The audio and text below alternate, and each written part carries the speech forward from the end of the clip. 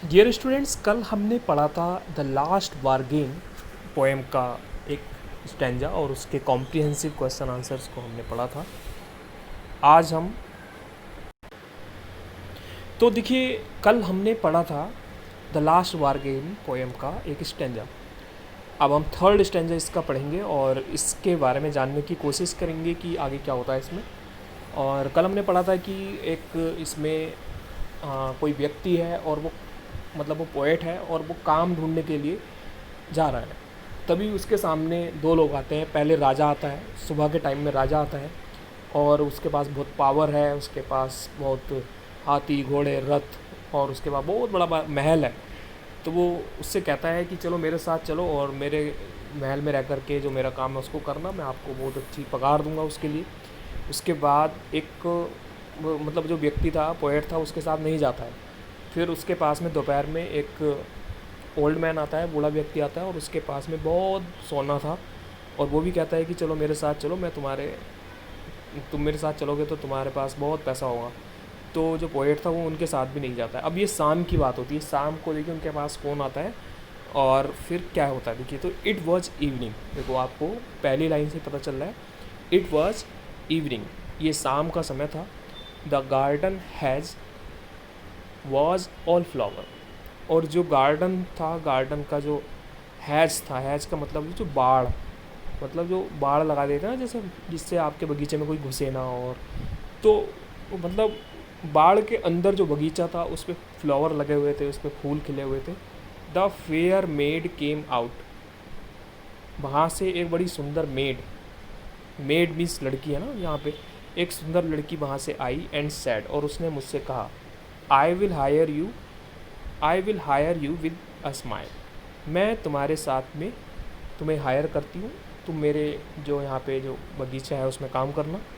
Her smile पेल्ड, और उसकी जो स्माइल थी वो कमज़ोर थी, एंड मेल्टेड इनटू टीयर्स, और वो धीरे धीरे जो उसकी स्माइल थी वो टीयर्स मतलब आंसुओं में बह गई। एंड सी वेंट बैक, और वो वापस चली गई अलोन इनटू द डार्क, और पता नहीं अंधेरे में कहाँ जा कर के गुम हो गई।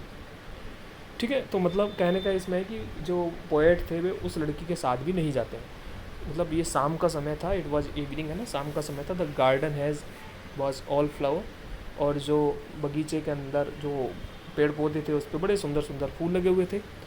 और वहाँ से एक सुंदर लड़की निकलती है और कहती है, आई विल, वो क्या कहती है, I will hire you with a smile, मैं तुम्हारे साथ में चलूँगी, हायर करूँगी, तुम मेरे साथ चलो। हर स्माइल पेल्ड, और उसकी जो स्माइल थी, उसकी जो हंसी थी, उसकी जो मुस्कुराहट थी, वो धीरे धीरे जब मेरे मना करने के कारण कमज़ोर पड़ गई। एंड मेल्टेड इनटू टीयर्स, और वो टीयर्स में बदल गई, वो आंसू में बदल गई। सी वेंट बैक, वो वहाँ से चली गई और पता नहीं अंधेरे में जा कर के कहाँ गुम हो गई। तो देखिए पोएट उसके साथ भी नहीं गई, किसी के साथ भी वो जाने के लिए तैयार नहीं है। आगे देखिए इसमें कुछ क्वेश्चंस हैं, उसको पढ़ेंगे। मल्टीपल चॉइस क्वेश्चंस हैं। मल्टीपल का मतलब होता है बहु या कई सारे, चॉइस विकल्प, क्वेश्चन मीन्स प्रश्न, कई सारे विकल्पों वाले प्रश्न, या आप इसको एक शब्द में कह सकते हैं बहुविकल्पीय प्रश्न। बहुविकल्पीय जिसके कई सारे विकल्प होते हैं और आपको सही विकल्प को सेलेक्ट करना होता है। इसमें देखिए 4 विकल्प हैं, आपको इसमें सही विकल्प को सेलेक्ट करना है, चुनना है। तो फर्स्ट क्वेश्चन है, द इवनिंग सीन वाज, जो इवनिंग का जो सीन था वो कैसा था। इवनिंग का जो दृश्य था, शाम का जो दृश्य था, अनअट्रैक्टिव, वो सुंदर नहीं था, हॉट गर्म था, कोल्ड ठंडा था, या ब्यूटीफुल था। तो आंसर क्या हो जाएगा आपका, ब्यूटीफुल, बड़ा सुंदर था। The fair made wanted the poet, जो सुंदर लड़की थी वांटेड, वो चाहती थी पोएट कवि को, टू गो अवे, वो उसके साथ जाए, टू स्टे विद हर, उसके साथ रहे, टू हायर हर, उसका कुछ काम करे, टू प्रेज हर स्माइल्स, और उसकी स्माइल की प्रशंसा करे। तो उसको हायर करना चाहती थी, उसको कुछ सैलरी दे करके, कुछ पैसा दे करके काम कराना चाहती थी। नेक्स्ट क्वेश्चन है, the fair made had come, जो सुंदर लड़की थी वो आ गई, फ्रॉम द गार्डन, बगीचे से, फ्रॉम द हैज, बाड़े से, out of the darkness, from the dot, तो वो चली गई, पता नहीं कहाँ चली गई है ना, आउट ऑफ द डार्कनेस, अंधेरे में पता नहीं कहाँ छू गई। नेक्स्ट क्वेश्चन है, the word of flower means, a flower का मतलब क्या होता है? तो अ फ्लावर का मतलब होता है covered with flowers, without flowers, without flowers, with falling flowers. Covered with flowers means होता है फूलों से भरा हुआ। विदाउट फ्लावर्स का मतलब होता है बिना फूलों के। विद विदाउट फ्लावर्स मीन्स मुरझाए हुए फूलों के। विद फॉलिंग फ्लावर मीन्स झड़कते हुए फूलों के। इसका आंसर आपको पता होना चाहिए। अ फ्लावर का मतलब होता है फूलों से लदा हुआ, फूलों से भरा हुआ। तो इसमें हो जाएगा आंसर आपका कवर्ड विद फ्लावर्स। तो ये बहुविकल्पीय प्रश्न होते हैं जो कि आपको 4 आपको विकल्प दिए होते हैं, जिसमें से आपको सही विकल्प का चुनाव करना होता है और इस तरह से करके आपको ये करना होता है।